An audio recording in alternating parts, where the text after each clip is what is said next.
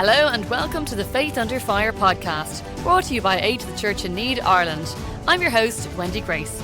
Coming up in this month's episode, we will reflect on 2 years of war in the Ukraine and its impacts with both the Archbishop and Apostolic Nuncio of Ukraine.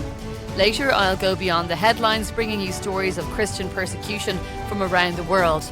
Our pastoral reflection this month will focus on rooting out vice and fostering virtues.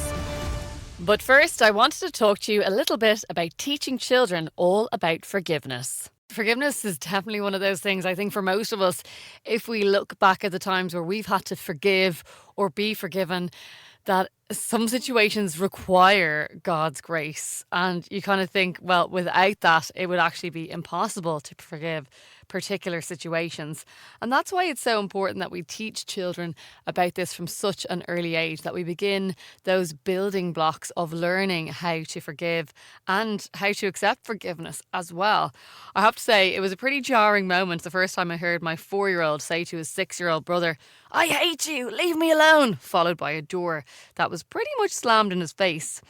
Of course, up until this time, they'd had plenty of fights and bust-ups, but this was the first time I heard real venom, and to hear that word hate for the first time as a mother is pretty upsetting. But it's one of those things that I'm sure many of you have experienced. But it was the first time that I thought, wow, that was a really strong word. This was a big fight. Forgiveness is really needed. Now, first, of course, there is the aftermath, and that's the point where, and remember, you're dealing with small children here. It's hard enough for us as adults when we have an argument to calm down. And certainly when you're in that moment where emotions are still high, that is not the time for forgiveness. So I waited until everybody had calmed down.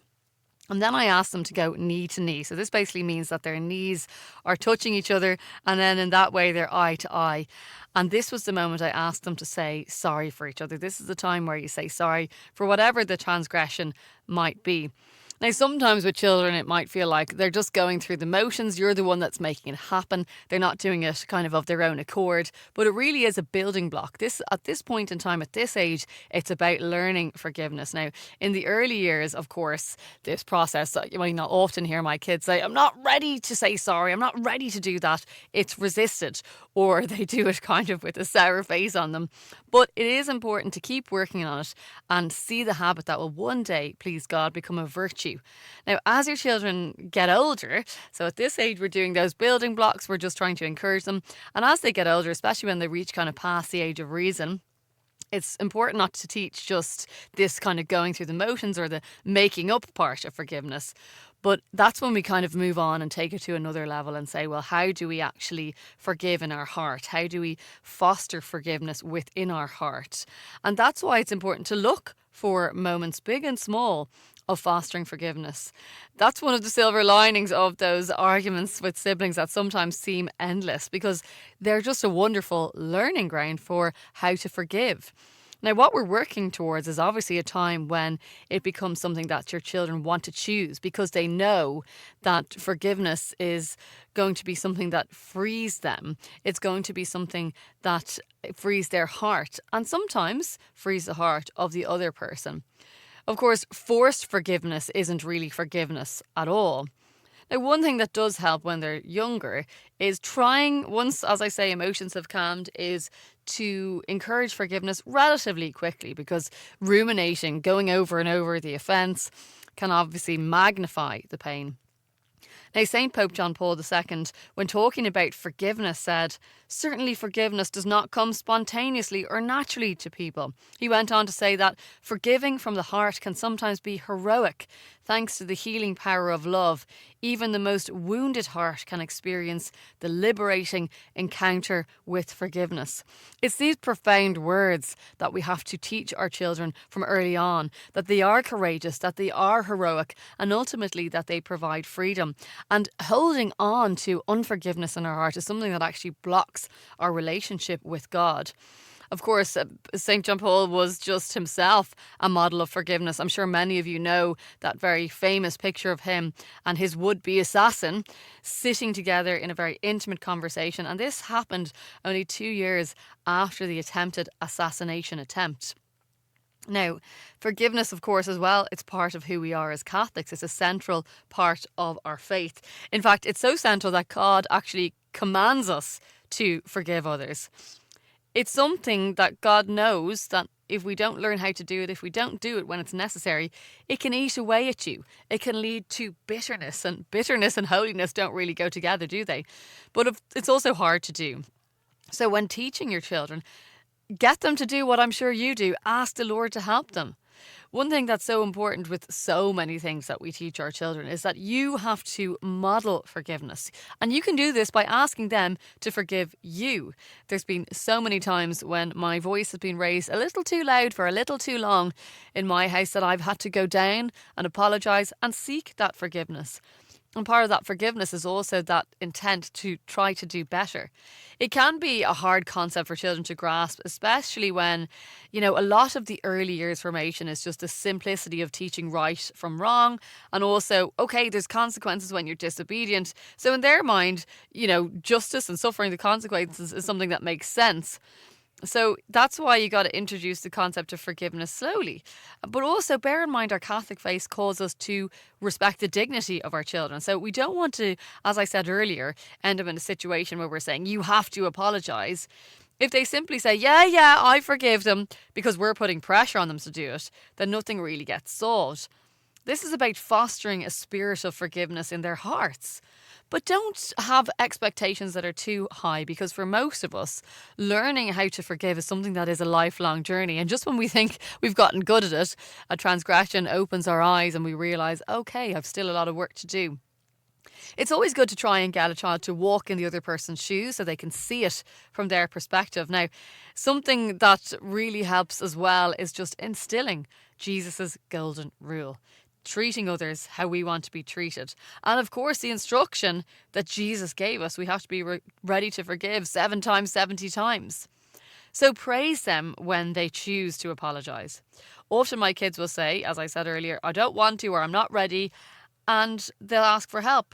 So accompany them. Acknowledge that giving forgiveness isn't easy, but it's a beautiful gift for you and for the other person. Now, all of this might seem pretty difficult for a child who's still developing those emotional tools, things that are helping them learn to navigate big emotions that come with being wrong, things like anger, things like frustration. That's why, again, modelling behaviour is really important. Now, there's a silver lining to you, as I said, when you do raise your voice, you do something wrong, because that is where you can, again, model that forgiveness. Now, you could try the concept of something like a forgiveness jar, writing down something you need to forgive, put it in the jar, when you're ready, tearing it up and throwing it away. One thing that God helps us understand is unconditional forgiveness. Really teaching them that they are not focused on the other person's reaction, in other words, how they receive the forgiveness, but acknowledging it's about their feelings, letting them feel the emotions, the anger, the frustration, but then forgiving and moving on. It's not hard to end up getting stuck, even as adults, in the I'm right and you're wrong mentality. So teach your children, no matter what the other person's response may be, what matters is their forgiveness, their feelings, even when the forgiveness isn't reciprocated and even when it's not appreciated. As I said, it's about teaching children the building blocks of forgiveness as an important tool for adulthood. This is something that we're going to need throughout our lives. But who's the best model of this behaviour? Of course, it is our Lord, who teaches us to foster a heart of forgiveness. In Ephesians, he says, be kind to one another, tender-hearted, forgiving to one another, as God in Christ forgave you. In Mark, he says, and whenever you stand praying, forgive if you've anything against anyone, so that your Father, who also is in heaven, may forgive your trespasses. Forgiving, of course, doesn't mean forgetting or not seeking justice. In some cases, reconciliation might never happen. You might never receive an apology. Ultimately, it's teaching our children that forgiveness is a choice for us to let go of the hurt or the anger that we feel.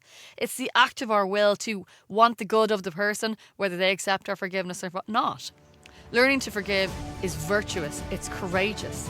It's something that will truly build character and ultimately enable us to do as God has commanded in loving one another. February 2024 marks the second year anniversary of the Russian invasion to Ukraine that has led to such a loss of life and devastation throughout the country. But of course, the war in Ukraine has been ongoing for 10 years, and this is something that we wanted to discuss and reflect upon. And we were joined recently by Monsignor Kulbakas. He's the Apostolic Nuncio to Ukraine, and he started off just explaining the history and the background to 10 years of war in Ukraine. This war is ongoing for already 10 years, and it's not just a theory, because frequently here at the Apostolic Nuncio I meet family members of prisoners of war and also civil prisoners. Some of them live in captivity for already 7, 8 years. So not only those who are in captivity in the last two years. And from time to time, we also discuss with His Beatitude how much we mention our Greek Catholic priests, Father Ivan and Father Bogdan, who are in captivity, and we don't know exactly where they are kept, in what situation they are kept, but mentally, psychologically, we are with them. Every morning we start our prayers thinking about them, because they have no such possibility to celebrate the liturgy, to be with people. So the situation, especially of those who live on the front line or are in captivity, is like it's more than a purgatory. It's unbelievable. And even if we meet here many people who try to do something, there is a large category of persons whom we have no possibility to reach, even to bring food or water. And of course, then the situation changes when we go from east to west. So going from east to west, normally the situation is a little bit better. But for example, also priests and bishops are telling me constantly that all the schools, imagine all the schools which are present in Kharkiv region, Zaporizhia, Dnipro region, Kherson, almost all of them are closed for already 4 years. So at the beginning it was the COVID time. Now it's the full-scale invasion time. For 4 years, there is a big part of country with no schools in presence. So there are some school boys and girls who know their schools only from online teaching. And as already we know, in some cities, like in Kharkiv, there are projects of building underground kindergartens and underground schools. So sometimes we are obliged to live in underground. So here, the church, when we as church, we operate as a united body, at least we give this testimony of being close to people. Because otherwise, also the politicians, they tend to think only in military terms and in political terms. But in my understanding, when we work in trying to save lives and to save families, to save parishes, it's the most important work that we can do.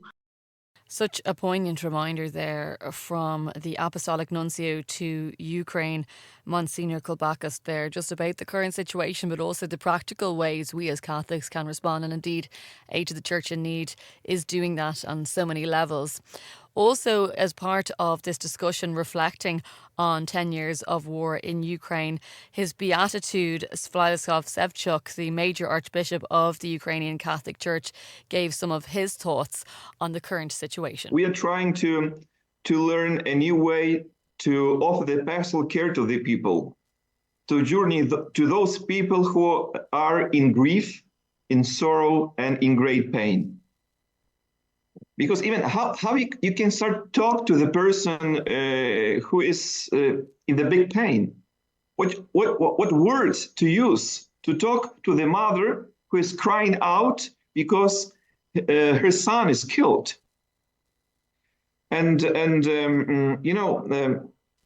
it is true that maybe the future of Ukraine, the future of the church, depends on how we will be able to respond to this huge need of the people in Ukraine to overcome the war trauma.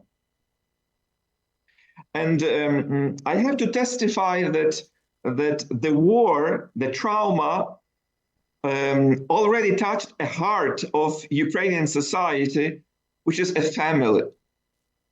So let me describe our pastoral care for Ukrainian family, and you will have an idea what is the life in Ukraine like. Before the war started 10 years ago, in the pastoral care for family, we would have to deal with two different groups of families. So-called dysfunctional family, who are in the risk of the divorce, or the family of the migrants, because after the fall of the Soviet Union, many Ukrainian women especially went outside of Ukraine looking for a job. But today, the majority of the Ukrainian families lives in separation, because man is in the Ukrainian army, and a woman with a child is moved out of their own city, or even outside of Ukraine. 14 million Ukrainians were forced to leave their houses. 14 million. And today we have new groups of families to deal with. The families of those who were killed, the families of those who were injured. We have officially registered 50,000 people who lost their legs or their hands.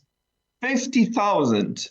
You can imagine what family life looks like if your wife or your son or your husband lost his hand, his legs. We have officially registered 200,000 heavily injured persons in Ukraine. And majority, they were accepted by their families, and family takes care of those injured. Can you imagine the pain? Can you imagine the feel of being abandoned by everybody without a capability to find a good medical assistance, even the medicine for pain relief for those people? His Beatitude, Archbishop Sevchuk, really just painting the picture there of just some of the horrors that the war has inflicted on people, their lives and their families. He went on in this discussion with Aid to the Church in Need then to talk about some of the practical things that need to happen in order to help the people of Ukraine. Well, according to the calculation of our humanitarian groups of aid, maybe the most important challenge for us is a food emergency. More or less 7 million Ukrainians right now are experiencing a food emergency, especially in those zones who are in the 50 kilometers zone nearby the front line. So we constantly are asked to convey to those people on that territories food, basic hygiene items to help them survive in such difficult circumstances. The second priority right now for us is still receiving, hosting internally displaced persons. Even if this massive wave of people who are fleeing away from the front line is decreasing, but people are trying right now to find themselves and to establish themselves not far away from their homes, but in the nearest peaceful village, city, and so on. So our parishes, especially in the central, eastern, and southern Ukraine, are becoming the humanitarian hubs of the social assistance to those people. I have to say that this first euphoria of the humanitarian assistance of Ukraine is going down. So there is no so many spontaneous offering items to those who are in need anymore. So we have to develop our own logistic, how to work on the very, I would say, strategic level to assist those people who are in need. So we do need your help and cooperation to assist to those who are experiencing those food emergency, hosting those who are in the need to be received as an internally displaced persons.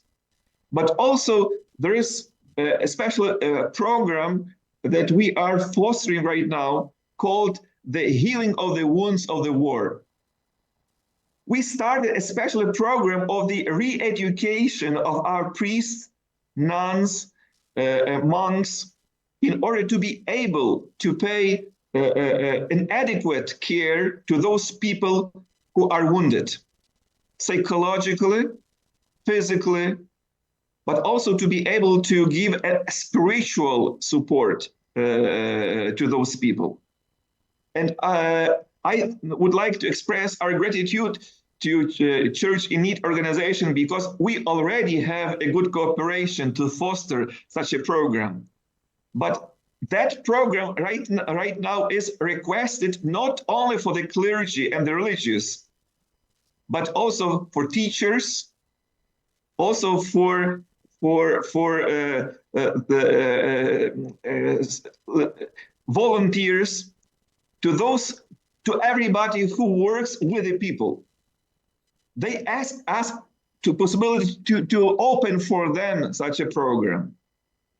So to be good shepherd to those who are wounded, to acquire a special knowledge, a special skills to assist those people is very important a challenge and a need for us. And also here in chat, you will have a link to see a small video just for 2 minutes. You will see a special center of assistance to the wounded persons, which was organized in the city of Lviv called Unbroken. You will see a good example, because we do need in Ukraine such as centers who can provide good professional assistance to those who need a special kind of rehabilitation. Well, my thanks to His Beatitude Archbishop Sevchuk, the Archbishop of the Ukrainian Catholic Church, and also to Monsignor Kulbakas, who's the Apostolic Nuncio to Ukraine, who you heard earlier in the podcast, when they shared with Aid to the Church in Need what the situation is like on the ground for people living in Ukraine. And one of the things, of course, that is so important is just providing the spiritual support, so praying for Ukraine, but also the practical support. And Aid to the Church in Need has been helping the Ukrainian Catholic Church for decades, but since the full-scale invasion on the 24th of February 2022, Aid to the Church in Need has approved over 630 projects amounting to over 16.3 million euros, doing so many practical things, supporting the practical and spiritual needs, supporting the ministry of nearly 5,000 priests and religious throughout Ukraine, supporting the mission of nearly 1,350 religious sisters in Ukraine, supporting refugees, orphans and the elderly. It is so important that we support this work of Aid to the Church in Need, because they are doing all they can to support the mission of the Catholic Church as they respond to the current emergency, and as I say, responding to the needs, the practical and spiritual needs of the people in Ukraine. If you want to find out more how you can support this work, you can go to acnireland.org. And now it's time to go beyond the headlines. So this is the part of the podcast where we bring you stories of Christian persecution and indeed of hope from around the world. Stories that are often underreported or not reported at all. And I wanted to turn now to Gaza. Of course, you've been hearing a lot of reporting about the awful situation on the ground in Gaza, but very little attention is paid to the plight of the Christian community, the tiny Christian community in Gaza. Around 800 Christians that make up the population are being housed by one Catholic parish in Gaza.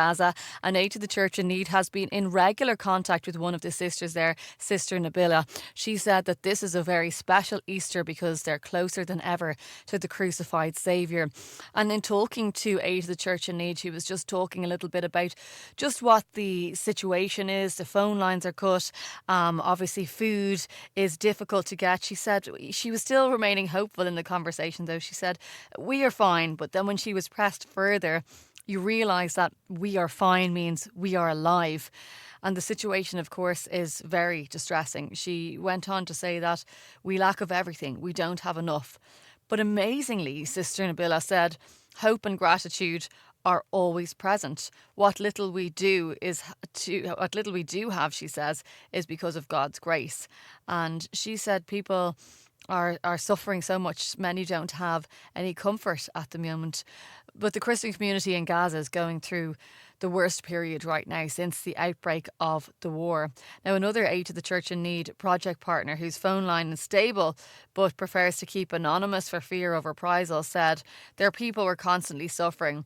Every time both sides talk about a truce, the intensity of military operations increases. For the past 2 weeks, in the Al Zaytun neighbourhood. Now, this is where the Holy Family Parish is located. So this is the parish that is housing the majority of the Christians of Gaza. But they have suffered intense military clashes and shelling. Now, according to reports that have been sent to Aid to the Church in Need, the compound is currently hosting 128 families, a total of around 502 Christians, Catholic and Orthodox, including 120 children under the age of 18.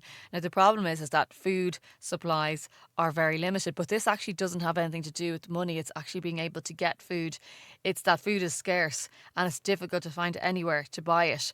And the Christian community, they say, is taking every opportunity to secure clean water and food. Now, thankfully, with the help of Aid to the Church in Need and other organisations, the Latin Patriarchate is able to provide per person 2 meals a week and a loaf of bread every 2 days. So you can see that food rationing is really happening. Now, on other days, the community has to survive. They're trying to manage their supplies or try to find food in other ways. People are walking hours to get a small box of food, which isn't enough for what is needed. Clean water is one of the most serious challenges at the moment, we heard. You have dirty water and just sanitation is a huge issue because of the result of water shortages. And, children are suffering greatly with various different illnesses. But here's the piece of hope. Faith is something that encourages this small Christian community. And they have things like the celebration of daily mass, catechesis sessions, reciting the rosary, the parishes organising activities for children, things like healing through prayer. And the staff at the one place, which is the Catholic Centre of Thomas Aquinas, which moved into the parish building after their building was bombed, is helping in these activities. So the priests and the sisters like Sister Nabila, who look after the people, really, their work is heroic. They are exhausted. It's hard for us to imagine what they're going through. And what we can do is pray for them, and pray that the whole population, and pray for peace, pray for the end to this terrible war. I wanted to bring you a story now from Pope Francis. You might have heard of the Pope video, where each month the Pope reflects on a different topic. So in the month of March, Pope Francis is praying for the martyrs, and he talks about how their witness is a blessing for everyone.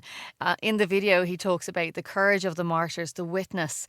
He also reflects a little bit about how he's doing this video at a particular time. It's been promoted by the Worldwide Prayer Network, and it was actually produced alongside collaborating with Aid to the Church in Need. Obviously, a big part of the work of Aid to the Church in Need is supporting persecuted and discriminated against Christians. And millions of Christians worldwide live in countries where religious freedom is not respected and are subject to discrimination and persecution. In the Pope's video message, he remembers these communities, and he gives examples of courage. For example, he talks about the first servant of God from Pakistan, Akash Bashir, who died at the age of 20 in 2015 while trying to prevent a terrorist attack on a church in Lahore filled with members of the faithful. He went on to say in his message, "Brothers, sisters, there will always be martyrs among us. This is a sign we're on the right path. The fact that there are martyrs means there are people who have risked their lives to follow Jesus, to live according to his message, to live according to the gospel." He went on to say in the video, "A person who knows told me there are more martyrs today than at the beginning of Christianity." Really, he was trying to emphasise the plight of persecuted Christians and just talking about the situation today. For example, the Aid to the Church in Need has received reports in 40 countries of people who were assassinated or sequestered because of their faith, as I said, in 2023. So make sure that you take a look at the Pope video, which is casting a spotlight on Christian persecution and martyrs throughout the ages. That's all for this month's Beyond the Headlines. And now it's time for this month's pastoral reflection. Well, some of you probably listening to this halfway through Lent or coming towards the end of Lent. Maybe you had really good resolutions that you made at the beginning of Lent and you've wavered a little bit. Well, there's still time to reignite your resolve, and that's one of the things I'm going to be focusing on today with Father Nicholas, who joins me. I'm sure it's pretty common, Father Nicholas, that people experience that, where you kind of set different resolutions. Maybe sometimes we kind of take on too much in terms of trying to improve ourselves over Lent, but it's quite human, isn't it, that we would fall down or not achieve maybe what we thought we were going to achieve. Yes, sometimes we make great big plans and promises when we're in the heat of devotion, but then we fall away. So how do we, I know you have a little story that's going to help us kind of think about, well, how do we recommit to those resolutions, or even just some of the things we might focus on? I'd like to tell a little story just to help people get something in focus which is applicable during Lent. So there was a wise master, and he brought his disciples for a walk through the forest, and he wishes to teach them a lesson. He's pointing to a little sapling that was just coming out of the ground. It was an oak sapling, a babe. He asked one of the fellows to pull it up. So the chap went down with one hand and he pulled it up with absolute ease. They continued walking through the forest, and the master then pointed to another, not so much a sapling, it had a bit of time there in the ground, and he asked one of the disciples to pull it up. He tried to do it with one hand, no success. With two hands, not much success. He really had to pull, and eventually he got it up. They continued their walk through the forest. The master points then to, it's like a baby oak. It's been there for some time, but the roots are gone deep. It's matured a little bit. And the master asks, pull that up now with all your strength. So the disciple pulls and pulls and pulls. One hand, two hands, no success. Then one of the other fellows joins them and they help, and there's no success. And by the end of it, all of them are pulling on this oak, 6 of the disciples. And the master himself comes, gives the final pull, and eventually they pull up this young tree. The master looks intently at his disciples and he asks them, if they understood what this means, they're looking a bit dumbfounded. And he said, so it is in life with bad habits, with vices. If we attack them while they're young, it's easy to get rid of them. But as the years go on and the roots go deeper, it becomes near impossible. Indeed, the older we get, the farther we get, unless we have the grace of God to rid us of these vices or bad habits. One of the things I think people might be struck by that story is the idea that when something really takes deep roots, and as the story illustrates, something like this, it's harder to uproot. So one of two things can happen. We just don't try to uproot it at all, or we try and then we get discouraged because we fail. What's your advice there? The grace of God is a great help. That we have a serious prayer life, that we frequent the sacraments, that we don't lose hope, don't despair. That's a start. It's a long process, but I suppose that the first thing is actually admit and be honest with ourselves if we have something which is an occasional fault, or it's a bad habit, or it is a deeply rooted vice. It's actually to accept. A lot of the time people don't actually accept and see the fault for what it is, actually. So what's a good way to start? Maybe do we overcomplicate it and we might feel kind of a bit overwhelmed because there's so many things we could be working on. How can we keep it simple? Well, St. Ignatius is a great man for the spiritual and the psychological, and that's what we're really dealing with here. The spiritual, because you're being wounded in your soul by your vices or your bad habits. And the psychological, like you mentioned, you can get very down and depressed. He proposes a very interesting meditation in his book on the spiritual exercises. It's probably the best retreat a person can do, the spiritual exercises of St. Ignatius. In this retreat, he asks us to meditate and reflect on either the 10 Commandments or the 7 deadly sins. It's a meditation whereby we examine ourselves, we examine each of these deadly sins, and, well, I suppose I should name the deadly sins for you, will I? Yes, in case we've forgotten some of them. Yeah, so the 7 deadly sins are greed, lust, sloth. Sloth is in terms of spiritual laziness with regard to our spiritual practices. Wrath, or anger, envy, pride, and gluttony. So gluttony can be with food, drink, any types of pleasures, even the likes of using Facebook, things like that. One could be gluttonous. So what you do in the meditation is you put yourself in the presence of God, and then you reflect and you consider each of these things and see if they are present in your life or have a real strong foothold in your life. Does that make sense? Yeah, but again, I think some people are listening saying, okay, so then you figure out there's actually a few here. Should I focus on one at a time?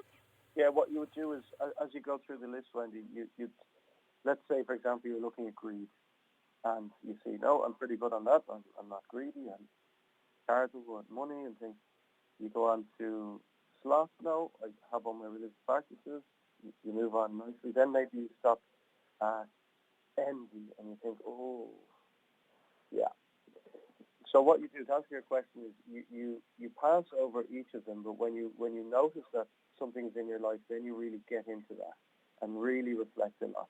But noticing it is probably a big part of it, because, again, going back to the analogy of the tree and something that's taken root, sometimes if there's something that's been a vice that's been part of us for so long, we might be, I guess our conscience might be a little bit dulled even to the fact that it is a bad habit or indeed a deadly sin. Yes, hence the great benefit of making the reflection.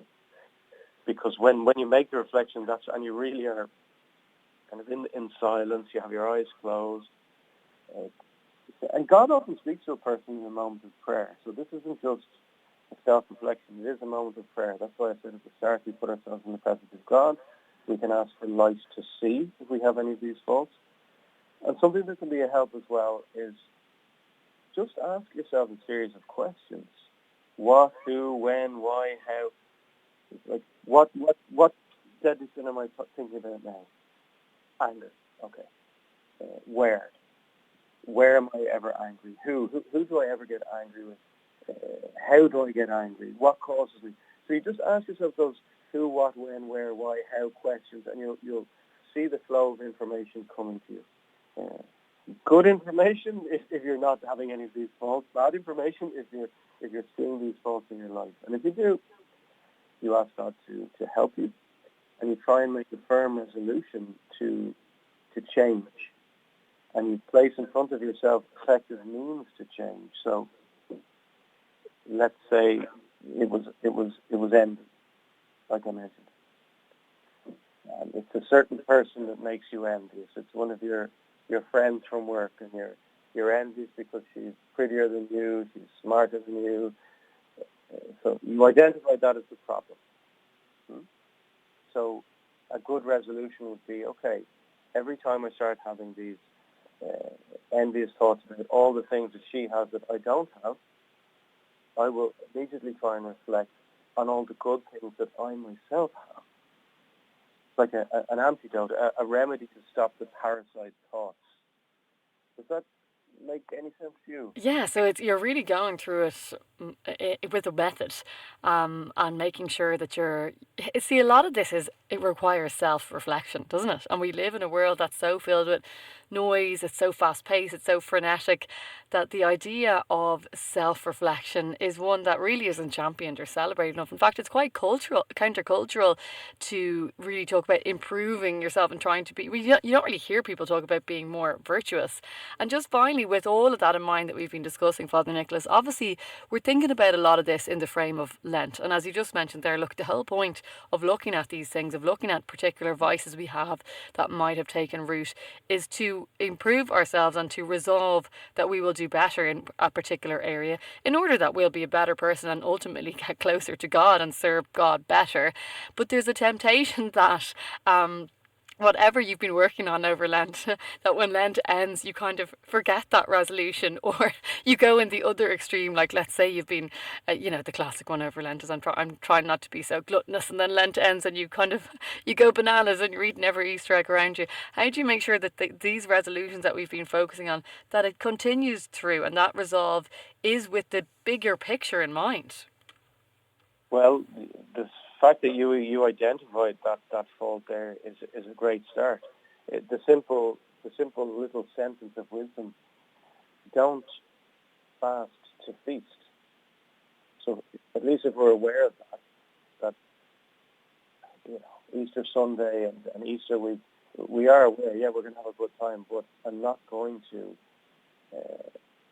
step all over my fasting by completely exaggerating. At least having that knowledge is a help. And maybe someone doesn't think about that, but just to have that knowledge is a help.